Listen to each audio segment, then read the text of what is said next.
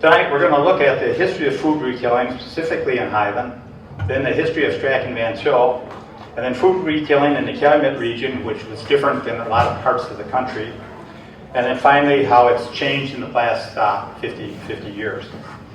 When you think of the supermarket history, the name that comes to mind is really A&P.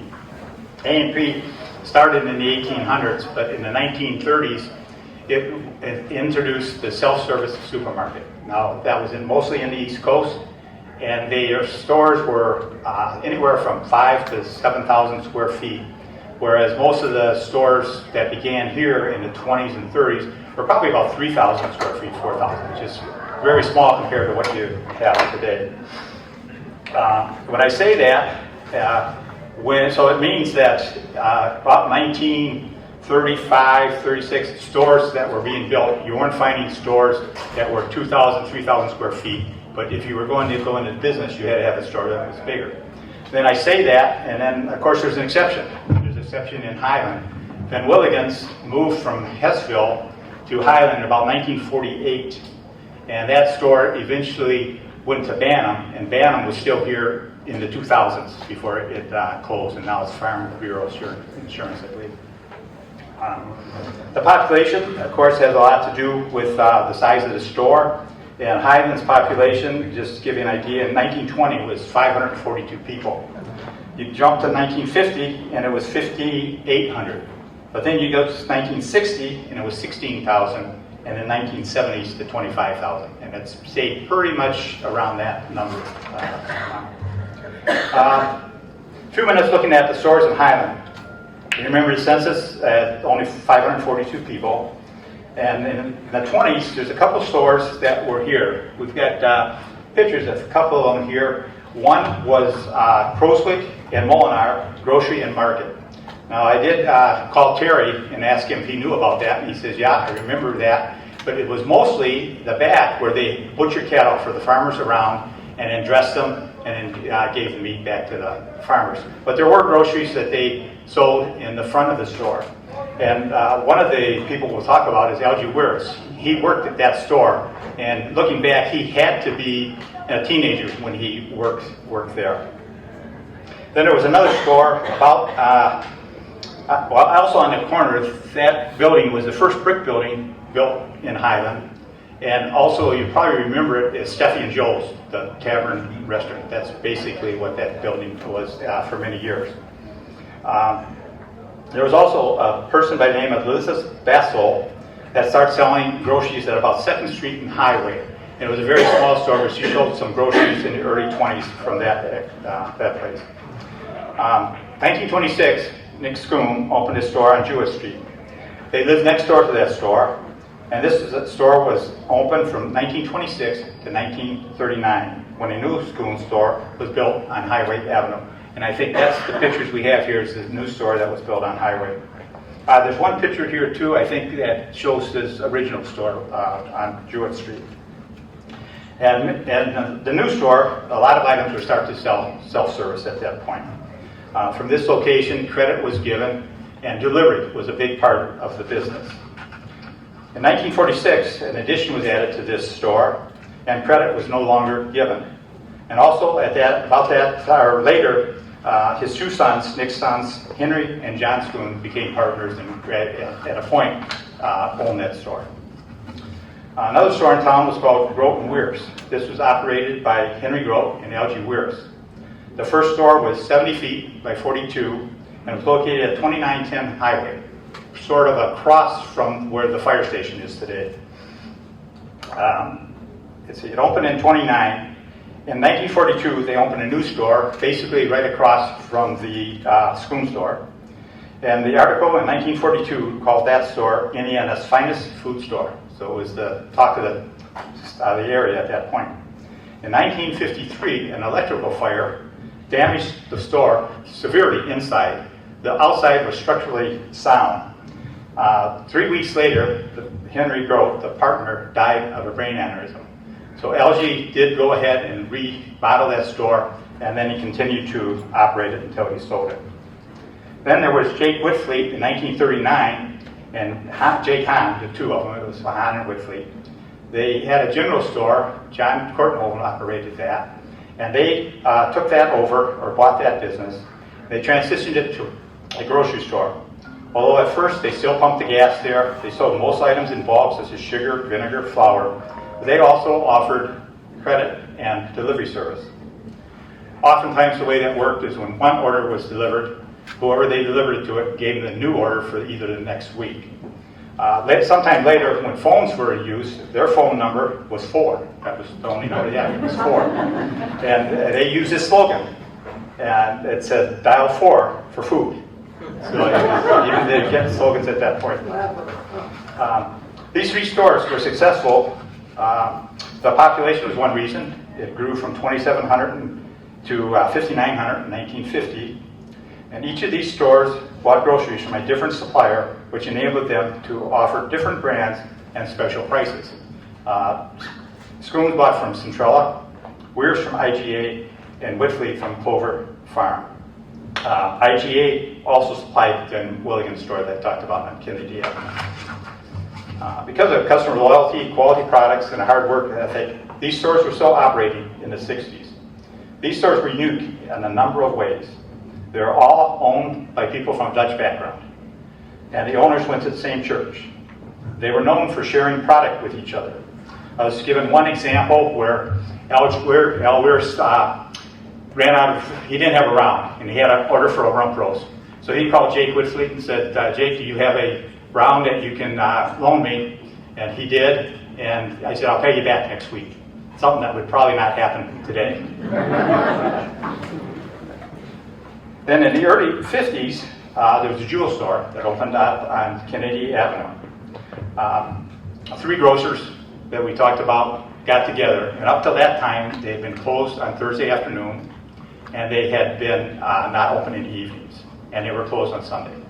So what they agreed on is to open up till 6 o'clock on Thursdays, and open up on Friday evenings to either 8 or 9 o'clock. We'll talk a little bit later about the difficulty that chain stores had in operating stores in the Calumet area. And the jewel store was open and closed before the above operators actually sold. Another side on this is that L.G. Weir's, Henry Schoon, and John Schoon all finished their careers in the grocery business by working and becoming a part of the success of Strack Van Til. Jake Whitfleet sold his store in 1960, and he went to work for Scaring Goods when they had a supermarket in Griffith, Indiana. Now starting about Strack Van Til, my father, Nick Van Til, was born in July 1912 in Highland. At the age of 16, his dad died of diabetes. At the time, he was attending Hammond Tech, and he really wanted to be a carpenter. At the same time, Jed started to look for a job. He was offered a short-term job as a delivery driver for Schoons. The current driver, L.G. Weir's, was off because of a foot injury. 3 weeks later, when L.G. was ready to come back, he talked to Nick Schoon. He says, I'm not coming back. I'm going to go in business for myself. So that was a nice job for my dad. He, 16 years old. What can be better, being 16-year-old, have a truck driving job, and then get paid also. So he kept his job for 7 years, from 1928 to 35. In 1936, Dad started looking at possibilities of running his own business. With $800 of his own money and $800 from Nick Schoon, Dad found a store to rent at 6604 Jackson Street in Hammond. This was a storefront with living quarters behind the store. And I lived there until I was 9 years old, and some of my memories there were, at that time, chickens were a premium. You ordered a chicken and you'd have it maybe for Sunday dinner and pick it up on Saturday. Well, those chickens came in live, so underneath our back porch, chickens were delivered every Wednesday by Benny the Chicken Man. I can remember that. And on Thursday, there was a fellow by the name of Walt, and they came down, and in the basement, they dressed the chickens. They actually cut them and so forth. And one of the interesting things, you hear the saying, a chicken runs with its head chopped off. That actually happens. You take a chicken and you throw it on the pile, and every so often one will get up and the head will be laying and they'll be walking around. Also, the other one is Dad was kind of putting us to work pretty early. And I was probably 6, 7 years old, and potatoes always came in 100-pound sacks. So He'd dump out a couple, 2 bags, and I had a scoop, and I had to fill up the bags. They didn't have to be weighed at that point. I think they just sold a bag full at whatever price, but probably about 10 pounds probably. Also, the store was different in Hammond. It was more of a community, more residential. So there was a lot of stores where you lived in the back and they had the store in the front. Other than in Highland, didn't have that quite as much. There was freestanding stores. He operated that store for 15 years until 1951. I think this is a good time to share a quote from my dad. It happened in 1986. It was a dinner he had honoring Mr. Strack and my dad. And then the question was, what made you a good businessman? And his answer was, God guided me every step of the way. He blocked the way when I was going to make mistakes and opened doors to opportunity when he thought fit. He said that in 1986, but it applied, I think, in 1951, and it applies to me today. I believe when you look back at our lives, we all have defining moments. I believe you can even also say it was God's plan for our lives. Also, God's plan is not always the way we would like things to be. The same thing is true as we look at the history of Strack Van Til. Then he added this: it takes many people to make a business successful. Partners, managers, employees, suppliers, and many, many friends or customers. Ernie and Dad instilled in us, we were referred to as the second generation, that as owners, we have to make decisions, but it's our employees, suppliers, and customers that make us successful. We try to operate that same way today. In 1951, Dad made a huge decision, in my opinion, probably the most risky business decision he made, when we were going to move from Jackson Street to Indianapolis Boulevard. That store, actually the little history of that store is he really wanted to be on Calumet Avenue. When you look at Jackson Street in Hammond to Calumet, it would be a logical move, but there's nothing, you couldn't find anything, and so forth. So actually, if you remember, Minus's had stores, big department store downtown Hammond. Anyway, they owned property on Indianapolis Boulevard, and they offered to build a store there for Dad at that time. So he made that decision. Took a little while, I think, to make it, but we moved to Indianapolis Boulevard. Economically, that store was a success, and a new larger store right across the street was built in 1956. In the late 50s, Dad was looking to expand, and Highland was a likely choice, as he used to live in Highland, attended church in Highland, and grew up in Highland. A little bit about Ernie Strack. Ernie was born in 1904. In 1927, Ernie immigrated to America as a farmer's helper. He immigrated actually to St. Louis. His first job in America was working on a chicken farm in St. Louis. His next job was at Melnick's chemical factory, which he hated. A relative working at a Kroger store got him a job, which was his first step in the grocery business. Actually, within 4 months, he was promoted to a manager in that store. But he was single, and he had friends, so a friend was a meat cutter and moved to Gary, Indiana. A few weeks later, Ernie moved there as well. He got a job as a meat counter clerk. Later, he learned to cut meat at Title's. I don't know if you remember that, but you go back a few years, Title's had meat stores in the Gary, Maryville area. In 1930, a friend of Ernie's found a bankrupt store in Griffith. With a $500 investment, the partnership of Nissen and Strack was formed. This partnership lasted for 16 years. In 1946, another defining moment for Ernie. He went out on his own and built a new store in Griffith. In the late 50s, Ernie was also looking to expand the business. The partnership was formed. Dad and Ernie both used the same accountant and both talked to him about expansion. And they were both looking at the same piece of property in Highland at Klein and 45th. So the accountant put them together. They met a few times and a partnership was formed. The first Strack Van Til opened at its present location in 1960, and each of them continued to operate their individual stores. The two men were different in a lot of ways, but I don't know of any serious disagreement I ever heard them have. They had 3 rules. 1, the stores would not be open on Sunday.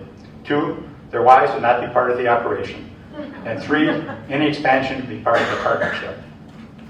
The second Strack Van Til, was opened in 1969 at the corner of 41 and 30. At that time, the second generation became more active in the business. We had weekly meetings, Dad and Ernie, along with Larry Rapp, Jack Strack, Frank Van Til, and myself. Larry and Jack kind of represented the Strack family, Frank and I the Van Til family. Stores in Maryville and Hobart were added in the 70s. Also in the 70s, there was a lot of changes going on in the steel industry. And there was a lot of unemployment, much higher than in other parts of the United States. We reacted to that by opening Ultra Foods in 1981 at the corner of Ridge Road and 41, another defining moment in the history. Ultra's was a no-frill, but low prices, and just what the customers needed. The Ultra format was very successful and was a decision that separated our company from the competition. 3 Town and Suntree stores were added in the early 1990s. In the late 1990s, Myers opened stores in Maryville and in Highland. We had always been closed on Sundays, but with the opening of this new competition, as owners, we could not agree on being open or stay closed on Sunday. Rather than tear the company apart, we sold the stores to our wholesaler, Central Grocers. They did not have any experience in running the retail, so the same management team continued to operate the day-to-day operation. Outside of Sunday opening, our customers saw no changes. That was in 1997. This arrangement worked real well for 18 years. The company grew each year. The Ultra stores were added in Illinois, Strack Van Til stores in Indiana. Actually, a defining moment in that was the management structure that we, as second generation, set up before the stores were sold. Dave Wilkinson, a non-family member, was made CEO, and the next generation of family members, Jeff Strack, Andy Rad, and Doug Van Til, were given important management positions. It was just a setup that worked perfectly for that time period. Then about in 2015, our supplier, Central Grocers, began having some financial problems, with the result in Central declaring bankruptcy in 2017. Definitely a defining moment in the history of Strack and Van Til. Throughout all the turmoil, and shortly before the bankruptcy, Jeff Strack was made CEO of Strack and Van Til, but it was too late. Individuals that knew the process of bankruptcy started to talk to Jeff about making a bid to buy the Strack and Van Til stores. A number of investors came together to make a bid. Our bid was accepted. IGG, or Indiana Grocery Group, was formed. Very defining moment at that time, too. The new company has been successful, and we've been able to add 2 new stores in DeMott and Winfield in the past 2 years. Lake County is different than other metropolitan areas. Independent operators had a majority of the business in Lake County from the 50s to the 80s. Maybe you can remember some of the names: Burgers, Wiseway, Bilo, Scaringas, Angelo's, Parkview, Schweitzer's, Banner, Thrifty Mart, Sturps, Bernanke, Gregory's, and others. There was competition between the independents, but also a bond, which each of the independents wanted the others to succeed. Chain stores such as Kroger, National Key, Eagle, and A&P all left the area. Jewel is the lone survivor, but also closed stores in Highland and Hammond during this period. Again, for helping each other, one of the things that's kind of ironic, about the middle 50s, late 50s probably, Burgers opened up a store in Munster. It was a state-of-the-art store. It did a lot of business. But the plans that we had for the Strack and Van Til store in Highland, Joel Burger gave those plans to my dad and Ernie. And so that store, if you look at the store that's on Ridge Road, and you look at how they're the same. They got the same upstairs, everything's the same. Let's see. Oh, most of there was a period in the 60s where the independents would get together. About 6, 8 of them did that. And the discussions were most about how do we keep the chain stores out of our area. They came up with a name for this group, and it was called the Matchbox Club. Each owner would put in $50 a month into the club, and stocks were bought. I never heard much about the results of this, so I'm assuming they were better at selling groceries than making stock picks. From this group, many of the stores were unionized in the 50s and 60s, and many of the owners came together to bargain with the union as a team. This group was called the Calumet Supermarket Forum. As I look back at the grocery industry, there's many changes that have happened in my lifetime. One of them is the competition for what we call a lot of times center store, with items such as tissue paper, towels, pet food, anything that you really can't eat, bags, that type of thing. And today there's just competition not only from other supermarkets, but particularly from your Menards and from your Home Depot and dollar stores, Office Depot, Target. They're all selling those type of items. So there's definitely been a change in that. Snacks, cookies, and candies not only can be bought at the above stores, but there are also a lot of gas stations and drugstores that sell these items. And the other thing, if you look at the ads of a lot of these competitors, they have what we would consider in the past to be grocery type items. So there's definitely more competition in that area for the traditional store. Also, consumers have more choices to buy their groceries. Traditional stores like Strack Van Til or Til, but also super centers like Walmart, Meijer, or specialty stores more like Aldi and Whole Foods or Amazon online. Technology, that's not my strong point, but some things that happen.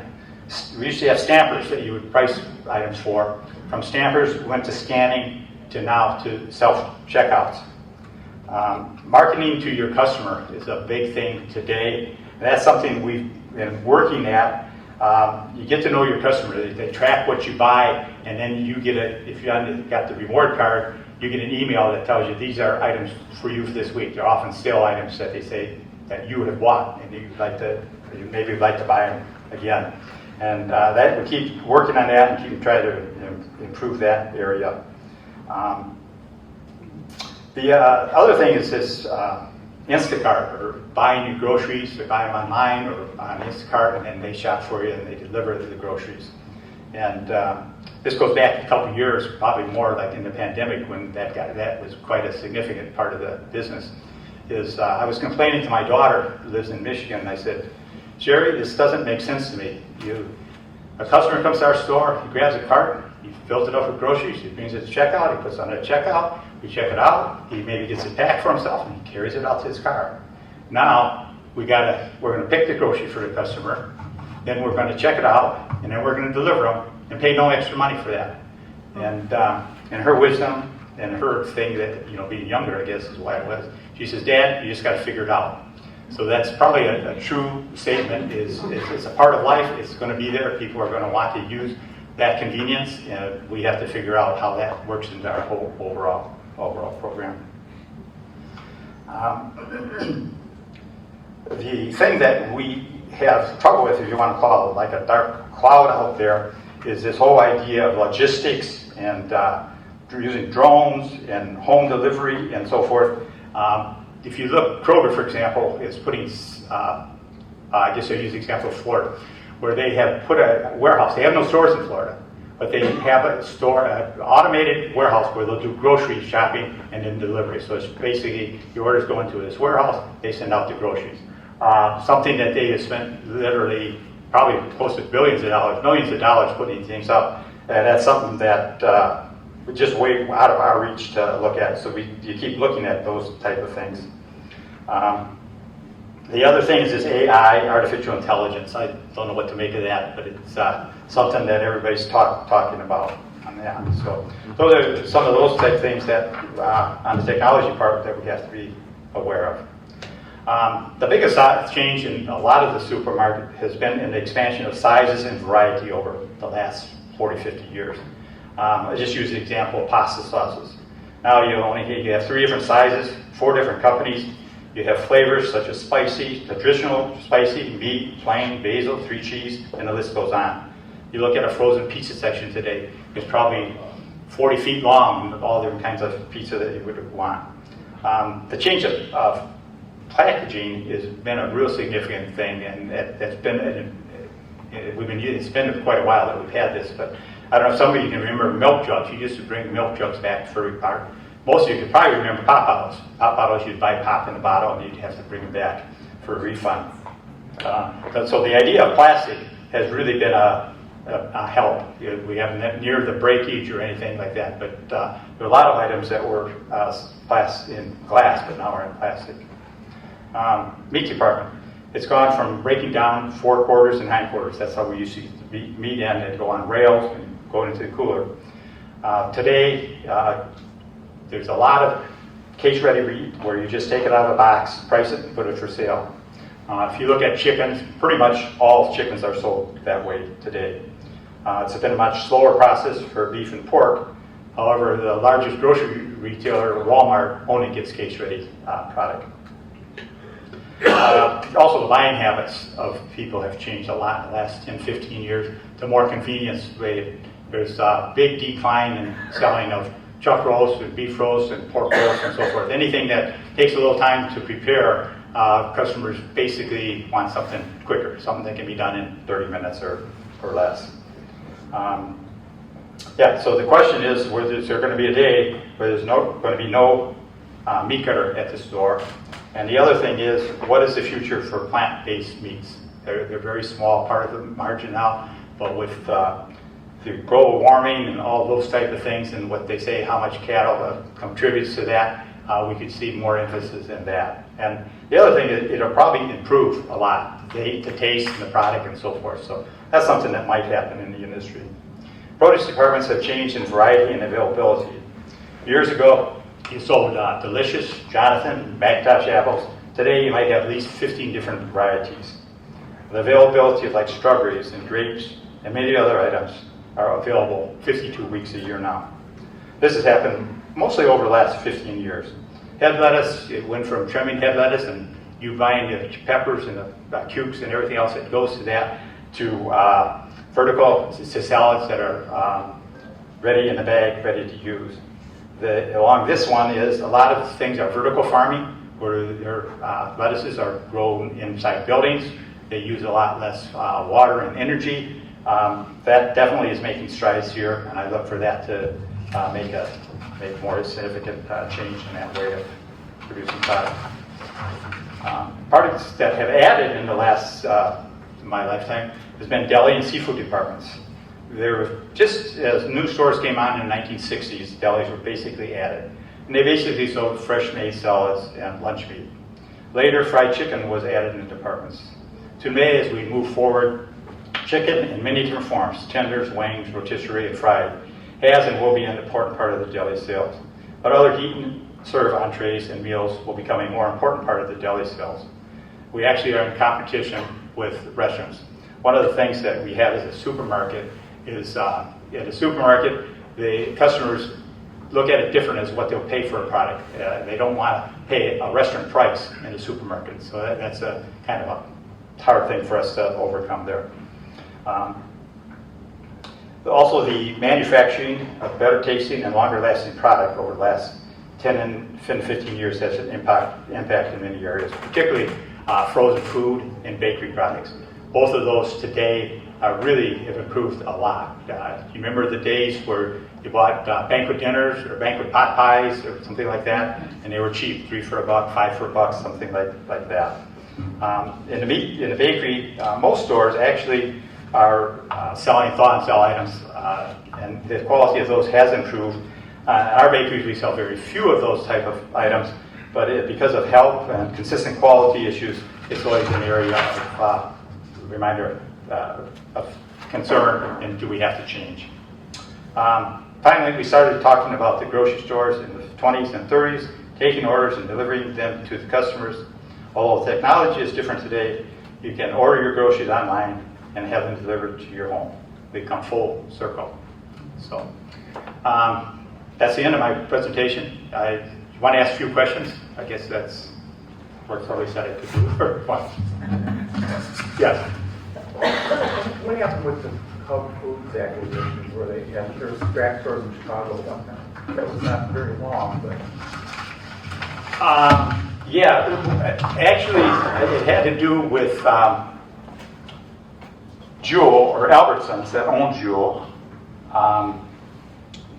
They also, I'm trying to think of how that went, but they had to diverse themselves of the Cub stores because of competition, and that's where they sold them to different people. Central bought some of those, and then they were changed into Ultra stores. The original Cub store was with Super Value. They had the original Cub stores, and the one in Lansing, we had a franchise with that one until the franchise agreement expired. Then we turned it to change the name to Ultra. Because there was a Strack on like Clyburn Avenue in Chicago. It wasn't an Ultra. Oh, there were a couple of Cub stores that were turned to Strack Van Til's. One off of one in Joliet, and one, yeah, off Damon there, yeah.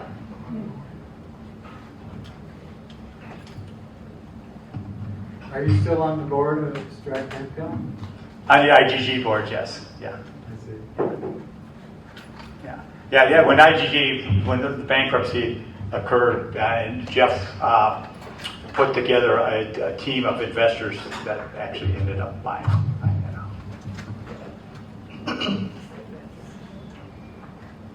So how about Elmira's? Elmira's is, Up there at Frank's store. yeah. Elmira's was, when they were in business and they had the bakery in downtown Hammond, then they came and we had them franchise Elmira's in the Hammond store.